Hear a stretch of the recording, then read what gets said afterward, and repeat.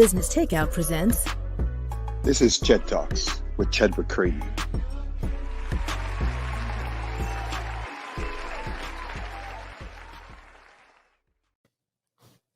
Good evening. It's so great to be here. I'm live tonight, Ched Talks, and I just have so many wonderful things to talk with you about. But first of all, let me talk to you a little bit about Business Takeout.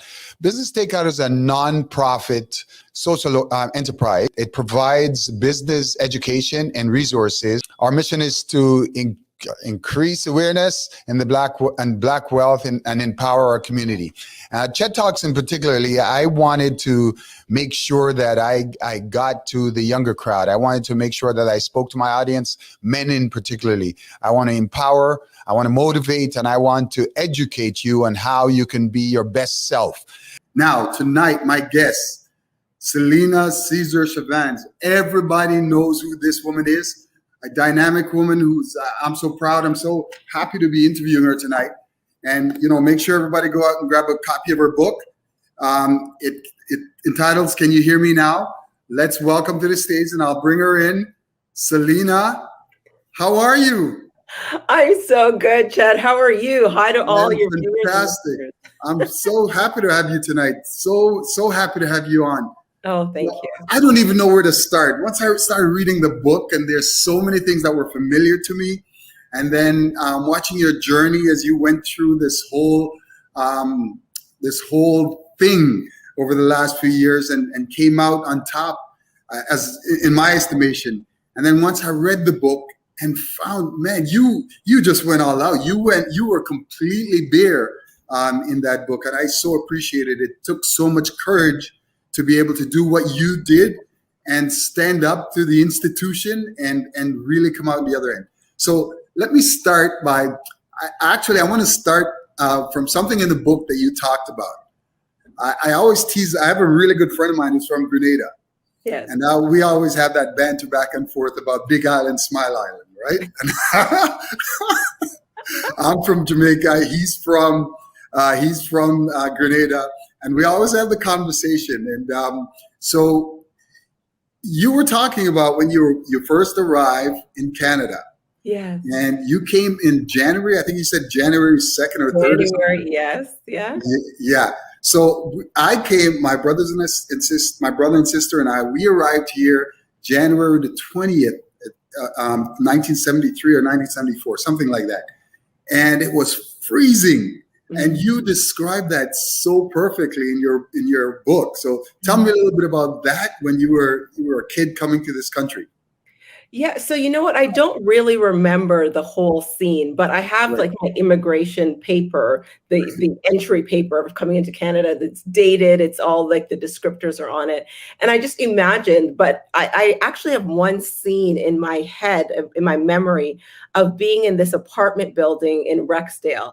And this real gray sense of unbelonging coming from the Caribbean where it was warm, you pick mangoes off the tree. It's, the houses are painted in different colors. And then you come here and it's like, this is what we're here for. This cold. Right. And it's not just the cold in terms of temperature. It's cold in terms of like the concrete, the lack of imagination that is required to build something like a Caribbean here in Canada. Very, very difficult outside of the East Coast. Absolutely. I know exactly what you're talking about. We came and I was a young boy as well. And I remember, just the car moving and then the flashing lights that we didn't see a lot, all the street lights, and then getting here and that bitter cold that tore into your skin. And I was just like, oh my God, what did we do? And then, why did we do this? Make better choices, right? Yeah. I have that conversation with my mom all the time, and then she says, "Well, you're grown; you can go back." So she always says that. So let's talk a little bit about you talk about Mrs. Caesar, your grandma that ruled with a heavy hand. Tell me a little bit about her and how that kind of helped to mold who you became. So Mrs. Caesar, my grandmother, and Mrs. Caesar, my mother, two separate Right. people. 2%, But yeah. let's talk about Mrs. Caesar, my grandmother first, right? Yeah. Yes. Mrs. Caesar, my grandmother she wasn't like that soft and squishy grandma. She was the matriarch of the family. Right. She ruled. If she loved you, you didn't quite know it, but if she didn't like you, you knew it very well, and you didn't want to be on that side, right? Right. And I called her Mrs. Caesar in my older years, just because she exemplified that sort of respect that, you don't just, grandma, come on, you can't be calling her some soft name like that. Mrs. Caesar, she was the staunch entrepreneur. She was the one whose tongue was like acid.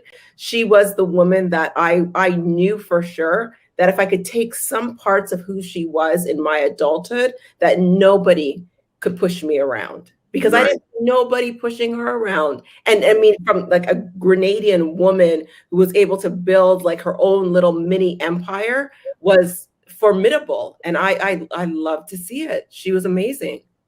That's fantastic. So then you come to Canada, and then you navigate your way through. You're going to high school. Yes. And you had some incidents in high school. Which I was a bad John,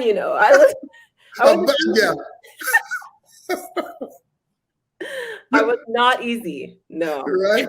Yeah. Well, you remind me a little bit of my sister. So she kind of went through. She used to protect me in school. Well, my parents used to say, so I say that I dedicated the book to my mom. My mom was the other Miss Caesar who was really the iron that sharpened me. So if you think that, I'm this, sort of bossy, person who is total brash and just stands unapologetically and unafraid, that is my mother's fault. Because my mother ruled with an iron fist. And, I say in the book that I feared her while she feared for me, and treated me the way in which she knew the world eventually would. So when I'm able to stand up to a prime minister or to a bully, or to stand unequivocally and with unwavering strength for my values, my principles, the things that I want, the things that I'm advocating for, it's because she sharpened that in me. She made me sort of that initial part of that foundation of resilience came from a strong woman who created a stronger woman. Well, I could imagine why you would fear her, because I know I feared my mom when growing up in school and going through that system. And you alluded to that about how it affected you when you later on had marks and you had to change your marks because the whooping that you would get, you just couldn't handle it. Boy, look, let me tell you something. It wasn't even about that I couldn't handle it, right? Because you would think that I would behave myself if I was afraid of the licks. It wasn't so much the licks. It was the idea that it was the only real thing that was giving me this, being the apple of my mother's eye, was bringing home the marks. And I couldn't risk losing that favor to the point where it could have ruined my entire life. Like my whole university outlook on my undergrad experience was ruined because I kept wanting to be in this favor instead of just saying, I'm struggling, I'm in trouble, I need your help. That was very difficult for me to do because I feared her so much, right? And it was a challenge. So how do you reconcile that? When is it that you realize that that could have been the bane of your existence? What came to you and say, you know what? It's that fear, and it's that that pressure to always do good that's caused me to kind of hide and to not be truthful. Right. So, it's interesting because as I was writing the book, so maybe a few years ago, I had this conversation with my mother. I said, look, our relationship is full of tension. We don't really get along. We look exactly alike. First of all, we don't get along, and that's okay. That's okay. If we don't get along, let's just be honoring the truth of the fact that we don't get along. And let's exist. If it gets better, it gets better. If it doesn't, we tried. Yeah. And it wasn't until I got into politics, literally going through the painful moments of politics, that I really started to think, oh my goodness, she has actually prepared me for this. Right. I was able to reconcile that she wasn't, punching me for the sake of hurting me. Yeah. She was grinding on me to sharpen me for that moment, for being in there. And it was that click, that realization, oh my goodness, this was her saying, I love you. I want you to do well. I don't know how to protect you in this big, cold country, except to make you fierce. The only way I could protect you is to make you strong. The only way I can protect you is to sharpen you so much, right, by iron, that you become sharper iron. And to that, that is the Miss Caesar right there. If you think I'm bad, you ain't seen nothing yet. Well, no, I just love the way that you were able to, one of the things that I'm pretty passionate about is capturing our history, and because oftentimes we have people that existed in our lives. That's when it really resonated with me that your Mrs. Caesar, your grandmother, when you captured her, that I had this vision of who she was. So oftentimes people have no idea. People that come into our lives that are important in our lives, they kind of come and they leave, and we don't capture the essence of who they were. And you were able to do that. So that, to me, I wish I had done that with my grandmother. And maybe there's still time so I can capture who that woman is. And I thank you for that, because it inspired me. So now you go out, you take on this big beast of politics, right? You venture through a tough childhood, a difficult teenage years, find your way, navigated through university.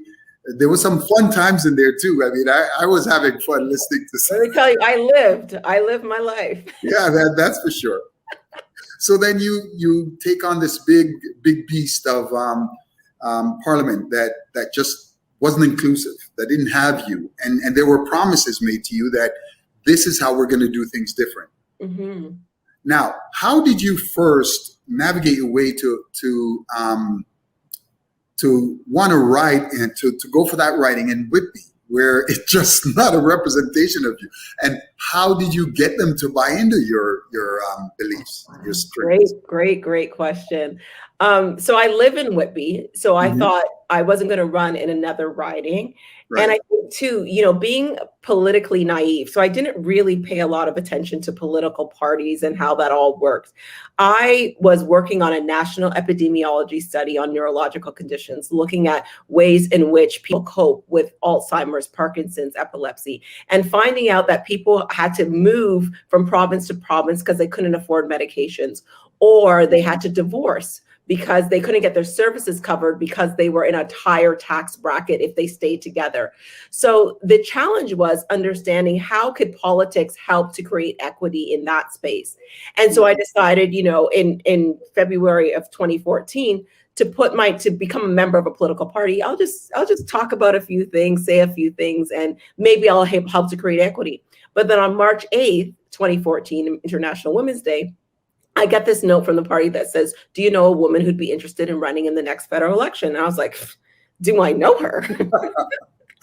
Child, I am her. And it was just like that, right? So that's the decision, just like that. And so coming into Whitby is 70% white, first of all, and it is a conservative riding that's been held for years by Jim Flynn, former finance minister. And so, it was told to me after I won the election that people were like, who is this lamb to the slaughter? Like, this woman is it's either she's actually crazy or she's fearless. And I was neither. I just wanted to do something to create equity. And I knew that this was a way to do it. And so on the doorstep, I wasn't trying to convince anybody of a liberal platform or what is best or what is worth. I was just being myself, just Right. going to the doorstep, talking about my business background, talking about my research acumen, talking about the fact that I was going to be a part of this machine, which I thought was going to be bold, transformative, government done differently, and that I'd be able to maintain that authenticity because they were looking for adding women change politics and diversity is our strength. It was like, this is perfect. I will be able to be there and be your voice while also maintaining my authentic self. Right. And which may not have happened. So, and you consulted your good friend Shannon, I think it was the name. Yes, Shannon McDonald. Yeah. So what was she like? Like, how did you let her kind of, you had, when you described your journey, you had this wall built up. Yeah. But you let someone in, someone like her. How did you befriend her?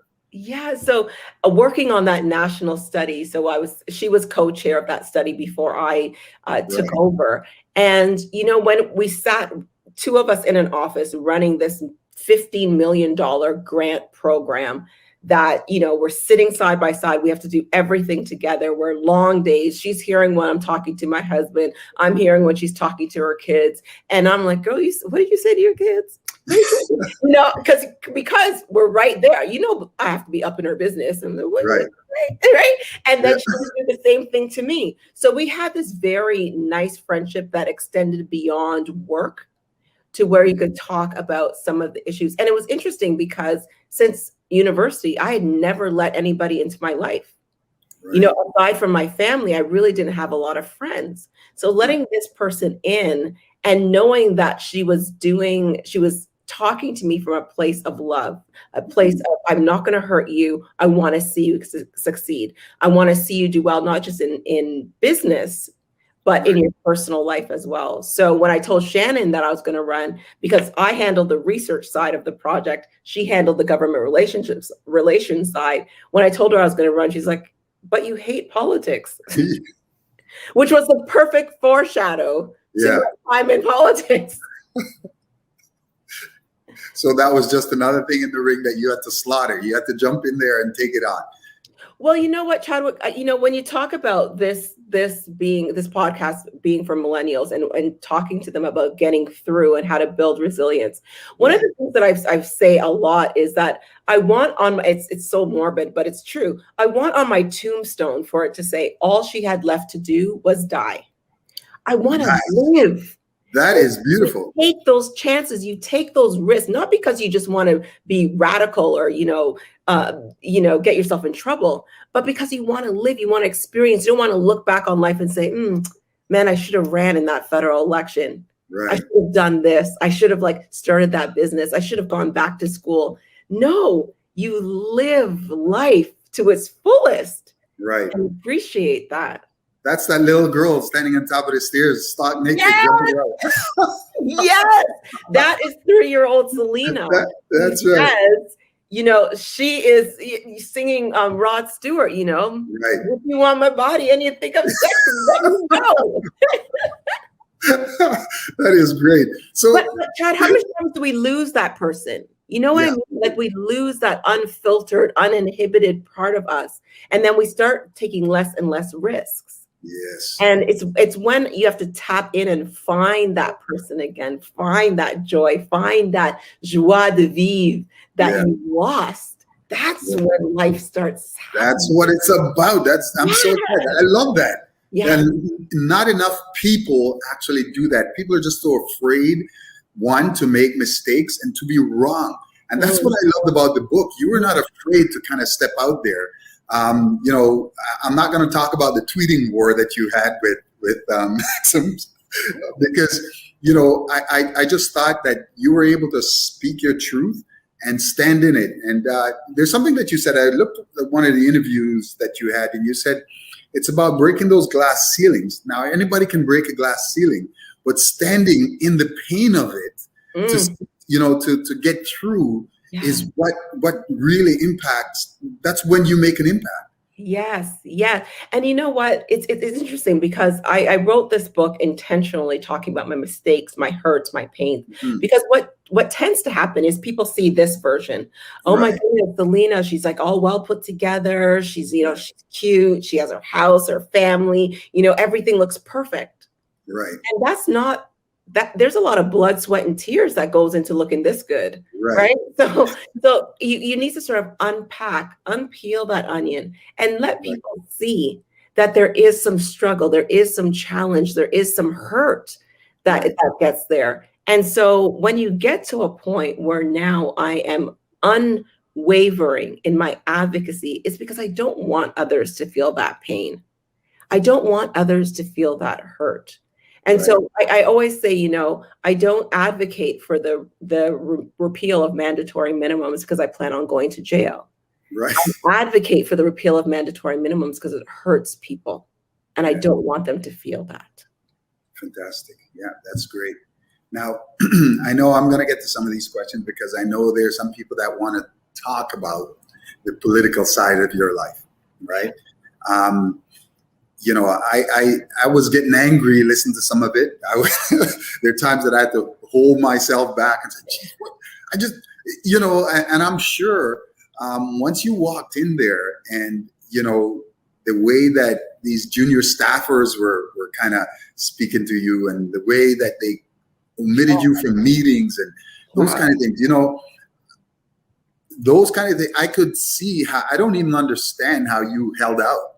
I don't even know how you held out. I would have lost my mind. And obviously that's, I once told someone that there's a young gentleman that asked me what it's like to be a Black man in the corporate world. And I said, well, I can never have an off day. I can never walk into the boardroom and have an off day because what'll happen is that, oh, there goes that angry guy. But if it's little Johnny, then, what everybody say, well, it's just Johnny. He just had an off day. So I can totally understand what you were going through. Now, there's a time where the first time that you wrote the resignation letter and you left, you're on the train and you're going home. Tell me a little bit about that and how that, how you came back from that. Yeah, if I could back up a little bit, Ched. Okay, sure. I actually, my first meeting with the Prime Minister, the first time I ever walked into Parliament was to meet with the Prime Minister in my life, right? So I walk in and I meet with the Prime Minister in December of 2015. I'm appointed as his parliamentary secretary. I sit down, we do a little bit of small talk, and then I go, let me tell you something. And Ched, when a Black woman says, let me tell you something, yeah, good is happening after that, right? Like she's being very serious. So I said, let me tell you something. If you have appointed me as your parliamentary secretary to fill any gender or racial gaps that you have in your cabinet, I'm not interested. I'm perfectly happy being the member of parliament for Whitby. I don't need another title. That was the sentence. That was setting the framework for what my expectations were within the position. And, as those months, and it was only in the first couple of months, January, February, I think I wrote my first resignation letter somewhere in February. I recognized very early that there was a sort of, kind of, we didn't expect you to do anything. We just wanted you to have the position and thought you would be happy and leave us alone for a little while. And I was like, no, here I have a framework, I have timelines, I have metrics of accountability, I have consequences, I have deliverables, I have all of these things in this framework that I've created. Nobody would look at it. In fact, I'm still waiting for a response to the framework, which had what I tell you, I owned a company for 10 years. If I were to have a major initiative without it getting buyback from a number of different individuals, it would be crazy. You can't just go off and do something on your own. We are running the biggest corporation in the country called Canada Inc., right? I didn't expect that I'd be able to just go off and do things on my own. So I created that framework, didn't get anything back. And I said, no, because clearly even from February, I noticed this role seems very tokenistic to me, and I'm not down with that. I said that right from the beginning, and I'm not interested. And coming back from that, again, it was like chapter 10 of the book, I wanted to tear it out. To be honest, I'm embarrassed by it because even though I saw what was happening, I felt it. I knew that I was being tokenized in that role. I still made excuses.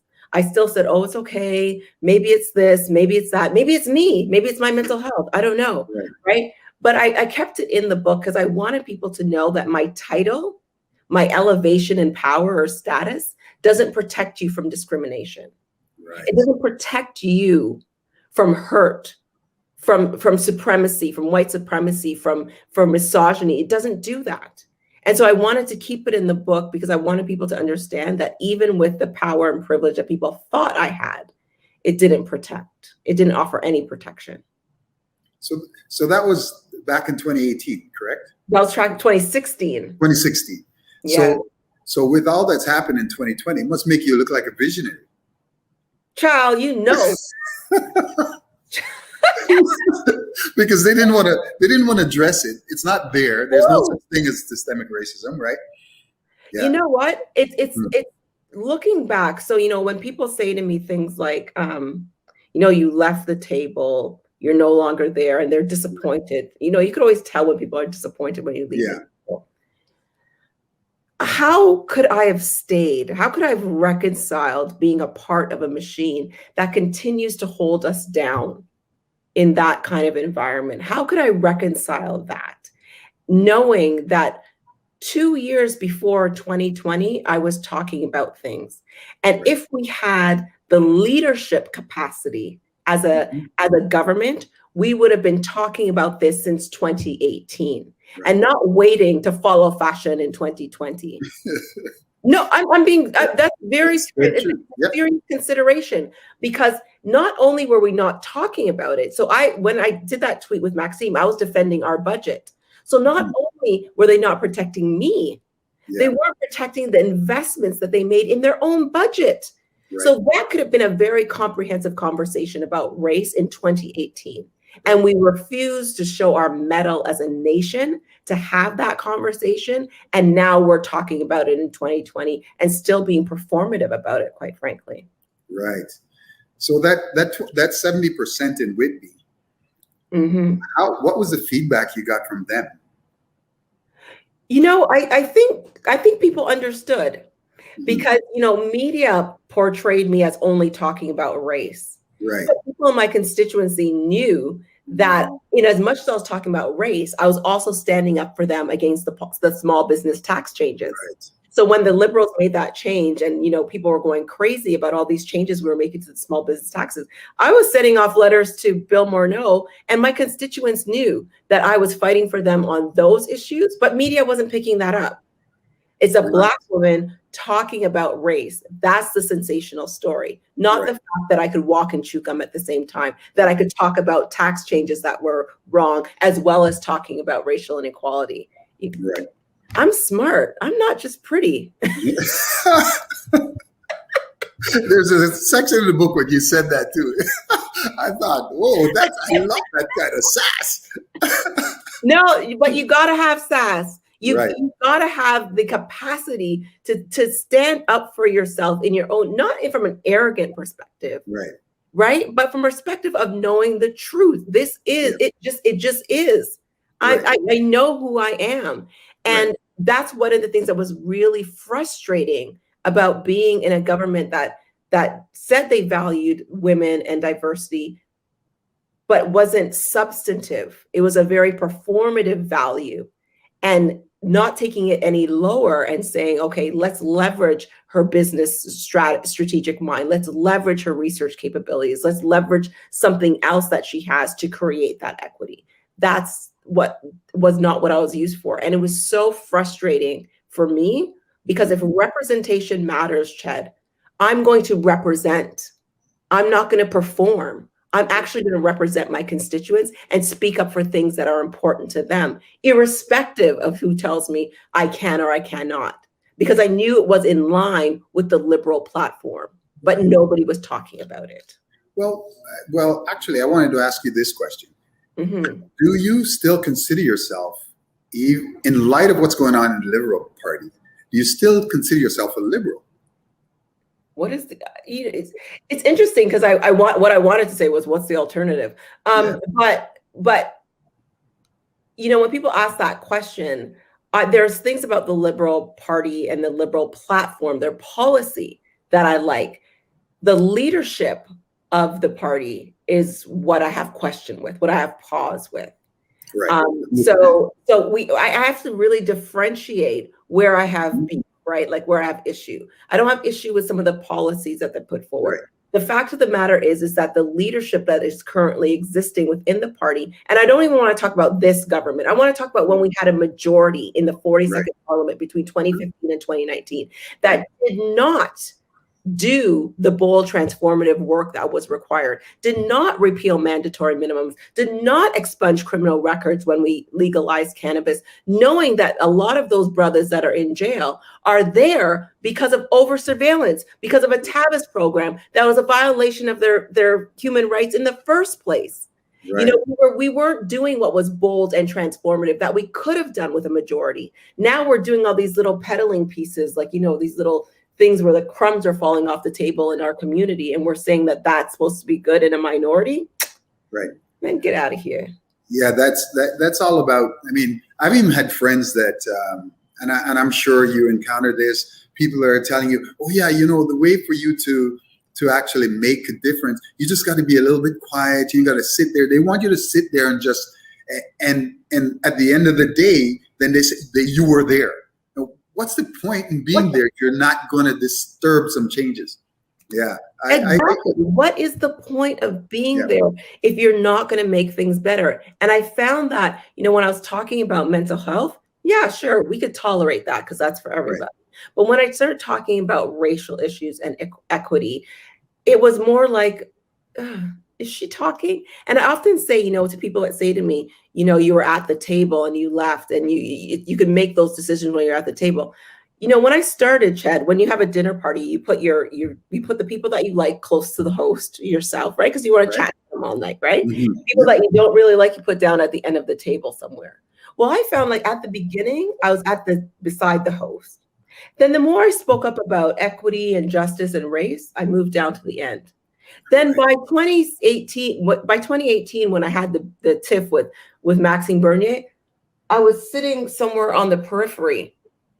And then by the time things got really hot, I was on the menu. What part of the table is that? So we're just supposed to sit there and be okay with being on the menu, just to say that we were there, just to say that we had that job? No, my passion and purpose don't leave me when I don't have the title of member of parliament above my head. It just means that I'm unshackled. So now I could talk about things in a way that's uninhibited. If I didn't do it before, I'm doing I know you were quiet before. You didn't say a word. You didn't say a thing. So I'm loving the comments coming in, by the way. Thank you. I know you're seeing that, right? So someone said, very well said, Celina. Someone just before that, they said, I'm not just smart. I'm not just pretty. I'm smart. Yeah, there you go. Love that. No, hi, Sinaj. How you doing? Sinaj. Love you. Celina's my Shiro. Oh, I love it. Shiro. You broke every chain. You broke every chain, and that's what part of it that I really loved is that you were able to go in there. And you said you are so awesome, Celina. Hi, Ian. How are you? My goodness. Yeah. So I had to, when those people have the question about, okay, because some people haven't read the book, and you know that the media doesn't always give the full representation of what's happened and what's going on. And people come up to you. I mean, I read where you had death threats and you had. I said, "Are you kidding me?" People think that these things don't happen in Canada. They don't happen here. It's not like the U.S. But you know what? You truly demonstrated what strength. If you show strength, then obviously people who don't want to give up power are going to speak up against it, and they're going to threaten you to a certain degree. Mm-hmm. How did you handle that when that kind of thing started going in? And then if you could just segue into a little bit as to tell people why you left.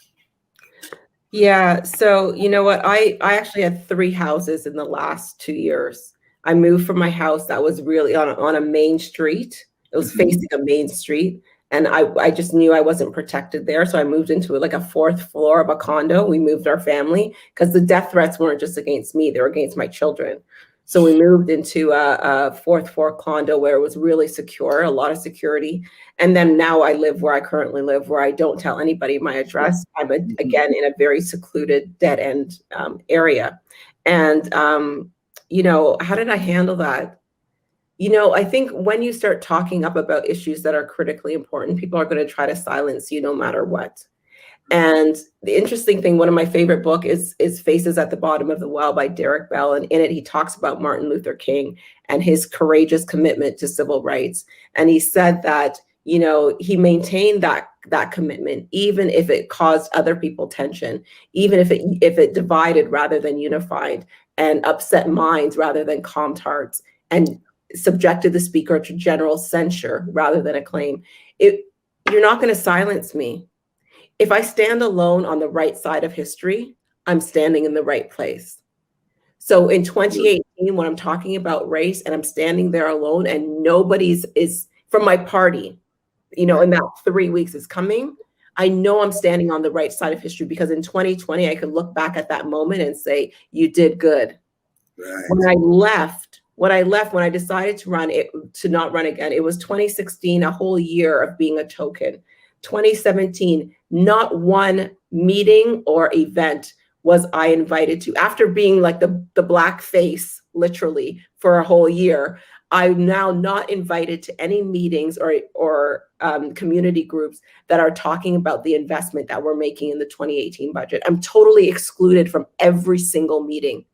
I'm hearing from our community, Celina, why weren't you there? You're the only Black woman in the federal parliament. Why weren't you at this meeting? What meeting? I wasn't invited.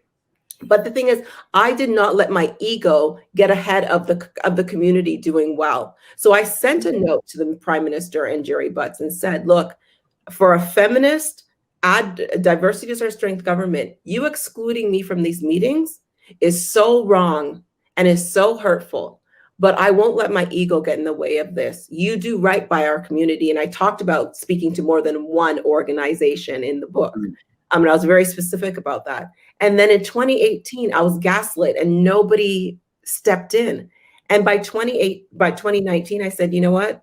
This is clearly not for me. Right. But, you know, that's leaving. When I decided to sit as an independent, Ched, we had gone through Me Too movements where we said, believe women when they're harassed, believe women when they're bullied, believe women when they say things are happening to them. And the situation with Jody Wilson-Raybould, love her or hate her, it's irrelevant to me. But I found it interesting that my colleagues could believe her when it was convenient for them in a Me Too movement and leave her when it was not. Right. And when it comes to my principles and values, there is no way I'm wavering on those. And at that point, it was as if they were saying, put your party above your principles. And I was just like, no, not today. And I just sat as an independent. And because my values and my principles are anchored by all of the pains and hurts that I talk about in this book, that I don't want people to feel that hurt. I don't want them to feel that pain. So why would I leave her because my party was leaving her? No, I'll stand alone on the right side of history on that one too. Right. Beautiful. And I think that's what we need, more people like that. That's going to stand up and be courageous. You said something, I think there's one point you said, well, it's better to do the right thing 100% of the time than to try to do it 98% of the time. That's not my words. That's right. I know. Yes. Yeah. Yes. Sorry. Who did you say? It was Clayton Christensen. He passed away a couple of months ago. He was a Harvard professor who said it's easier to stand in your values and principles 100% of the time than it is to stand in them 98% of the time. Right. Because once you leave that door ajar, you don't know how far things will stretch. Yeah. No. Yeah. Well, you know what? So what's next for Celina? What's next? Because I can't wait now. I'm trying to figure out what are you going to do?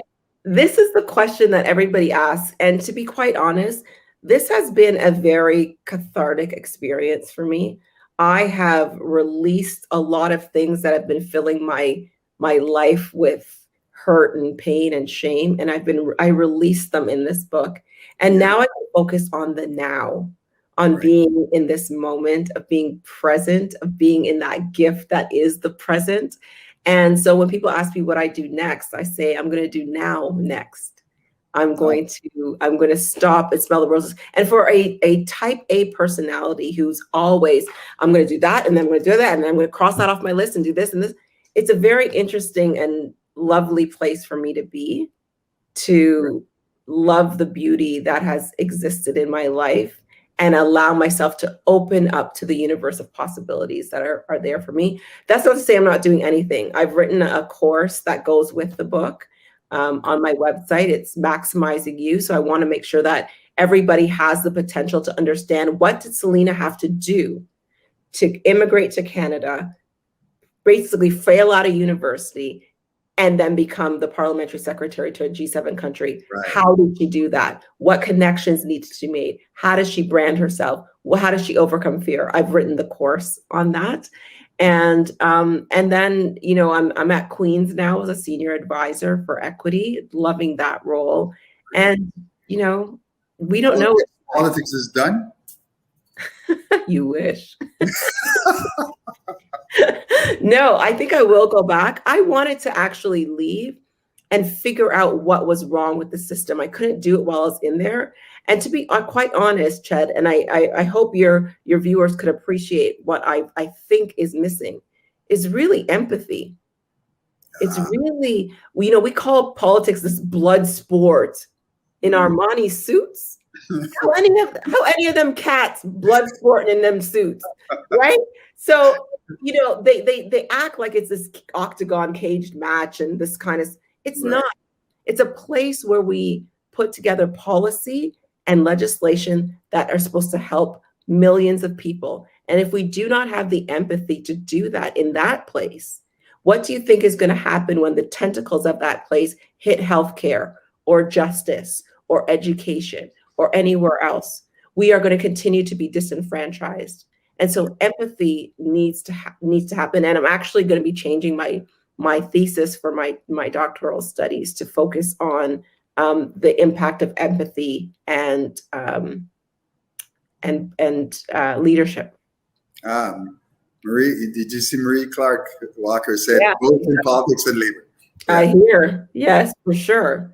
Yeah. Like there just needs to be a degree of humanity that is brought back to some of these spaces. I mean, to Marie's point, we are living in a pandemic where racial inequality is so clear that we could see that people of color are being disproportionately impacted.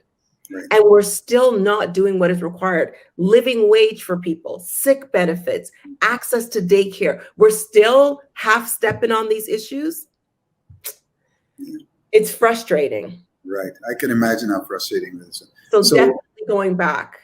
Oh, that's great. I'm glad. I know everyone's going to want to hear that. I have so many more questions, but I know you have to run. I thank you so much for joining me tonight. And what do you have to say to all these people that are watching you right now? These people that are looking for that. I was going to ask you, how did you learn that leadership? Or did it just some kind of appear to you one day and say, look, here's who I'm meant to be? You know what? It's a process. It's a process of discovering who you are. It's a process of authenticity. It's a process of understanding leadership. And so it's a continuous iterative process. And that's where I am right now. That's why I want to study that empathy piece to really understand how those connections are made through that. But honestly, people could follow me on all of my social medias at I am Celina CC. The book is available everywhere and on my website, celinacc.ca/book. But I just want to say thank you to everyone who has supported. We're going to get that up. Yeah, we're going to get that up. Can I have the producer get that up on your social media handle? Say it again. Can you repeat it? At I am Celina CC is all my social media handles. At IAMCELINACC on all my handles. Okay, she'll get it up in a second. We'll have it there. Again, thank you so much. I was going to say thank you so much. What was it, Rihanna? Rianne? Oh, that's your name. Rian? Yes. Thank you so much for having me. I really Oh, it was my pleasure. I know you have to run, so thank you again. Thank you so much for joining me tonight, and I hope we can have you back sometime soon. Maybe it's going to be for the movie. Yes. I'll see where I could cast you, Ched. Okay, thank you. Bye, everyone. Thank Bye. you. Okay. So for all those who are paying attention tonight, thank you so much for joining me. Celina was a great guest. I loved having her on the show. She was able to kind of show what kind of courage it takes to not only be in politics, but to stand in your truth. The book, I tell you, you will not regret if you were to pick up a copy of this book. I think she also has an audio copy. It just really spoke to me. It talked about not only her journey, but how we as parents can make a difference in our kids' lives, and how we can make a difference in our own friends and families' lives by being courageous and not just standing there and, not getting off that nail, not taking chances, not disrupting where something is wrong. If we don't speak up, then who will? We have to be the champion in our own story. So please, thank you for joining me again tonight. Thank you so much for joining me here tonight.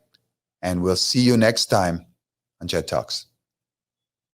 If you enjoy our programming and want to help support Black entrepreneurship, please donate today. www.businesstakeout.com/donate.